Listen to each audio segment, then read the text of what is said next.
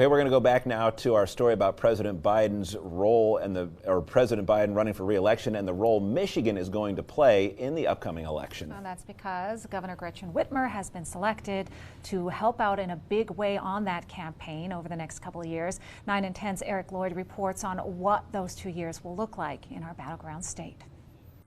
The president's wanted to be president, I think, for decades, and why the heck leave now? With a 3-minute video dropped at 6 a.m., President Biden made it official. He's running for re-election. This will almost certainly stop any other big-name Democrats from announcing a run as they line up behind him and prepare for the Republican challenger. This isn't a referendum, it's a choice, and it's a choice between me and they show right on screen, Donald Trump, Ron DeSantis, and then with that whole big picture, January 6th. A lot has changed since the 2020 election, one that was held in the middle of the pandemic. Inflation has taken off. Billions have been sent to Ukraine. The president's approval rating has plummeted.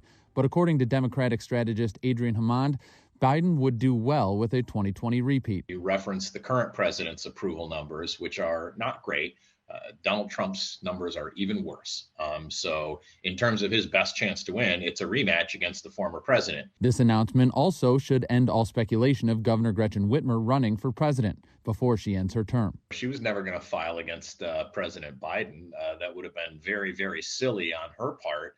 And she would not have won against the sitting president. The past few cycles, Michigan has played a major role as a battleground state. That will continue, especially with a Senate seat up for grabs as well. You'll see plenty of the president here, not related to the Democratic primary process, but because he needs Michigan in order to be reelected. While not running against her, Biden will lean on Whitmer. Republican strategist John Sellek saying the biggest news being Whitmer named co-chair of his campaign. What does that mean? She already was going to be a supporter, but it's carte blanche to get involved with the campaign. She will be traveling the country for him. We're going to be calling and asking her, go to Dallas for a fundraiser, go to Hollywood for a fundraiser, come to New York for this media event, substitute for him on the Sunday big shows. Do all this stuff as if you are literally the right-hand person for Joe Biden. Much more time on the road and a full term to finish. Whitmer may be using this as an audition for her own climb, maybe in 2028. If she wants to run for president in the future, she needs to have a successful second term as governor of Michigan. Eric Lloyd, 9 and 10 News.